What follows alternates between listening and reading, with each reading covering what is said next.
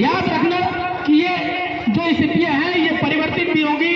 अधिकारी कर्मचारी आप ही रहोगे। एक जनप्रतिनिधि अपने लोगों के लिए लड़ रहा है, जिले वासियों के लिए लड़ रहा है।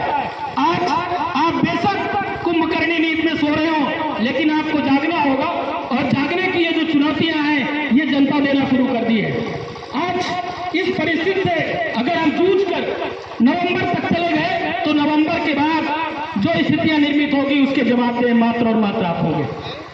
परिस्थितियां भांपने के वैसे तो ये प्रशासन और शासन परिस्थितियां भांप लिया करता है, लेकिन पता नहीं क्यों शिवराज की ये जो निकम्मों का भ्रष्ट तंत्र है ये क्यों नहीं भांप पा रहा है, मुझे ये नहीं मालूम, ये समझ में नहीं आ रहा है। लेकिन बड़ी विडंबना के विषय है कि जनता को कुचला जा रहा है, जनता को परेशान किया जा रहा है। कहीं विद्युत के नाम पर, कहीं पाइप के नाम पर बार बार धरना करना पड़ रहा है। मुझे जितनी जानकारी है कि कमलेश्वर पटेल जी पूरे वर्ष भर में 20 से 25 धरने करते हैं और अनिश्चितकालीन धरने करते हैं। पसीना निकल आता है। इसके पहले भी यहीं पर विद्युत विभाग के विरुद्ध धरना हुआ था, रात तक धरना चला था। आधी रात को एसपी और कलेक्टर को आना पड़ा था और पैर के बल आए थे, लेकिन सर के बल लग रहा था कि वहां से झुक जाएंगे। ऐसी परिस्थितियां थी। विधायक जी सो रहे थे, उनको जगाना पड़ा था।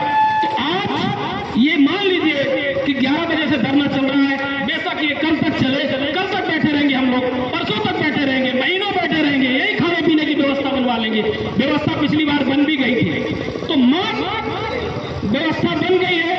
जो जानकारी मिल रही है कि व्यवस्था बन गई है और हम लोग यही बैठे रहेंगे। हम लोग बैठे रहेंगे, हमारे साथ जनता भी बैठे रहेगी। विधायक जी के साथ उनके हजारों समर्थक हैं, वो सब आ जाएंगे। ऐसी स्थिति नहीं है कि हमारे साथ पार्टी के साथ लोग नहीं है। लोग जनतंत्र में विपक्ष के साथ पास होता है और वो है भी।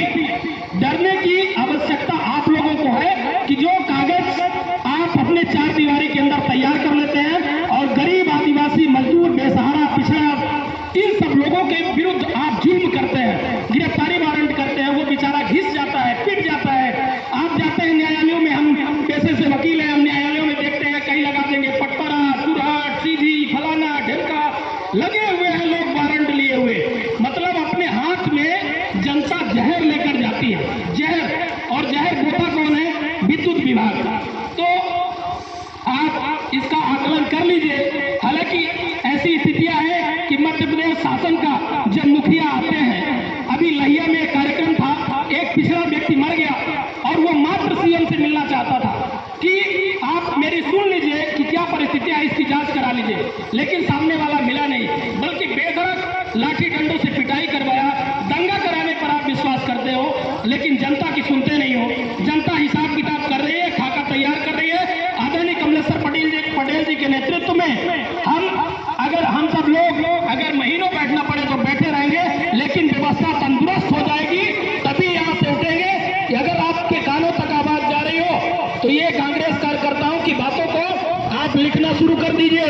ऐसे ये गीदड़ भपकी नहीं है, यहाँ से उठेंगे नहीं जब तक व्यवस्था तैयार नहीं हो जाएगी। और व्यवस्था मात्र सियावल भर के लिए नहीं बैठे आदरणीय, पूरे सीधी जिले की व्यवस्था बननी चाहिए, ये ध्यान रखना होगा। बहुत बहुत धन्यवाद आप सभी।